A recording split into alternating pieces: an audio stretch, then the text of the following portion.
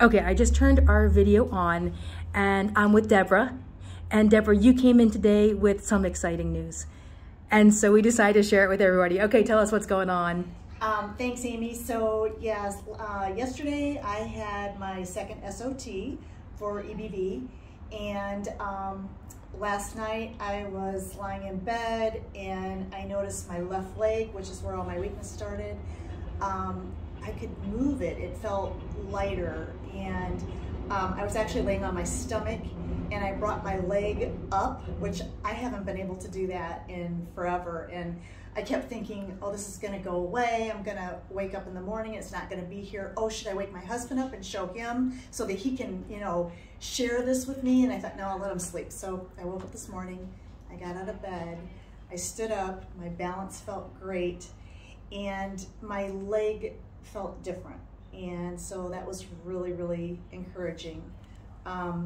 I am 64 years young. I was diagnosed by Mayo in May of this year.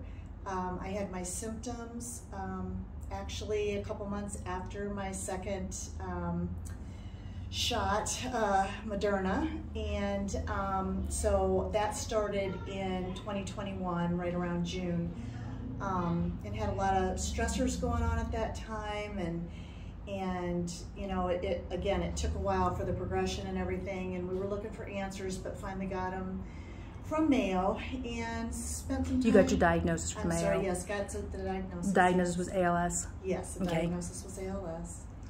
And so got together with the family and just said that I wanted them to do the research, that whatever they told me I needed to do. They were going to look at clinical trials and all that. I said I would do it. I just wanted to keep my head out of the whole ALS realm and just stay positive. And so we found Amy in October, and I've been here a few times since. And so we're pretty excited about today and what the future holds. All right, so a couple of things to clarify for anybody that's watching. It wasn't just, for everybody that's thinking about this, it wasn't that we just put in an SOT. Instead, it is a combination of things that we look to do, and going after infections, we'll kind of strategize which infections, and we'll put them in different orders depending on which ones are the considerations, to let everybody know. So this is us in mid-January, but mid-December you were doing not well. Right, and thinking that you were actually progressing, and you were progressing. Right. We ran labs. We could actually see where your immune system was. Right. We ran T cells and we ran inflammatory cytokines. We could see inflammatory cytokines were improving, so we knew we could keep going down this direction. And the reason I make that distinction is, had that not been the case, we would not have put another SOT in. And we would have made different decisions about length of time to wait. But instead, we were able to see on labs that in spite of you physically showing worsening symptoms. So, okay, tell us, what do you look like in December by comparison?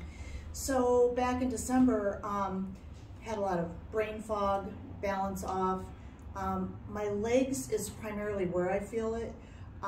Right side, which has been my strong side, started to feel a little bit weaker.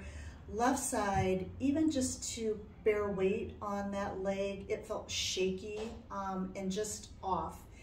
And so, you know, but every morning I get up and I really don't consider myself to have ALS. I just think, oh, I've just got, you know, some weak legs, and, you know, we're just going to get through the day, and tomorrow's going to be a better day. So I always, you know, try to keep that positive mindset. And it's actually worked. Today's a really good day, so we're excited. You turned in bed? I did. When's the last time you turned in bed? I turn in bed pretty easily, but this time it was with leg assist. Instead of me kind of pulling that leg was doing all the work. And it's funny because throughout the whole night I kept checking. You know, I'd wake up and I'd say, okay, is it still working? Is it still working? And yeah, it was. And it's still working today, so.